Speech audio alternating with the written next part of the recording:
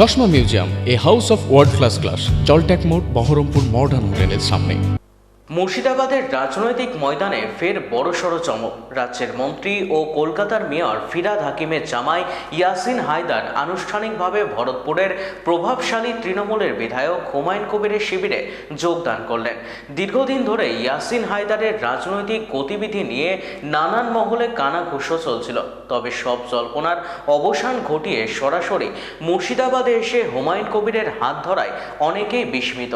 হুমায়ুন কবিরের শিবিরে ইয়াসিনের যোগদান নিঃসন্দেহে নতুন রাজনৈতিক সমীকরণের ইঙ্গিত দিচ্ছে। আসসালামু আলাইকুম। আজকে জনতা উন্নয়ন পার্টি হুমায়ুন কবির জিন্দাবাদ, জেপি জিন্দাবাদ।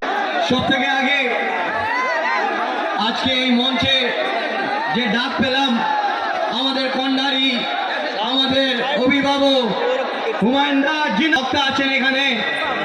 আমার বেশি কিছু বলার নেই, খালি দুই একটা কথা বলবো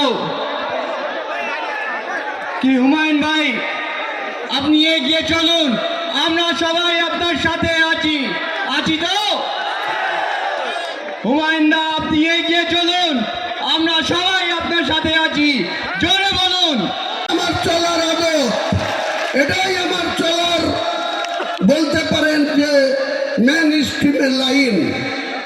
কেন আজকে আমাকে সাসপেনশন বিধায়ক 69 ভরতপুর বিধানসভায় যখন 2021 সালের পশ্চিমবাংলার তৃণমূল কংগ্রেসের বিধায়কদের 294-এর মধ্যে 3টে সিট দার্জিলিংয়ে ছেড়ে রেখে 291-এর প্রার্থী তালিকা করেছিল, তখন এই হুমায়ুন কবিরের হোম সিট রেজিনগর বাদ দিয়ে তাকে 69 ভরতপুরে পাঠানো হয়েছিল। রাজ্য স্তরে পর্যন্ত দ্বন্দ্ব আর বিভাজন আর তুলাবাজি করার দল। এই দলটার কোনো নিয়ম শৃঙ্খলা কেউ মানে না, একটাই পোস্ট, করজোড়ে ক্ষমা চেয়ে নিচ্ছি।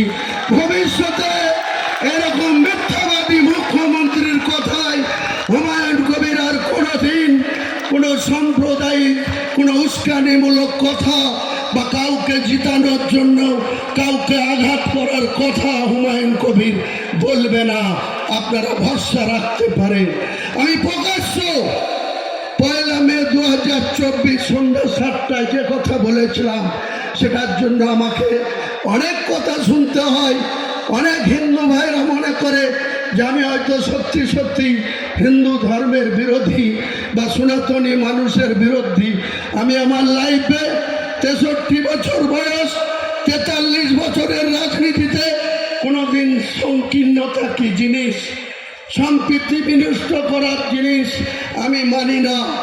যখন এই জেলার পুলিশ সুপার শ্রী সুধাকর সাহেব ছিল, তখন মিয়া গ্রামে একটা মুসলিমকে ঘোষ সম্প্রদায়ের লোকরা দিনের বেলায় 9টার সময় মার্ডার করে দিয়েছিল।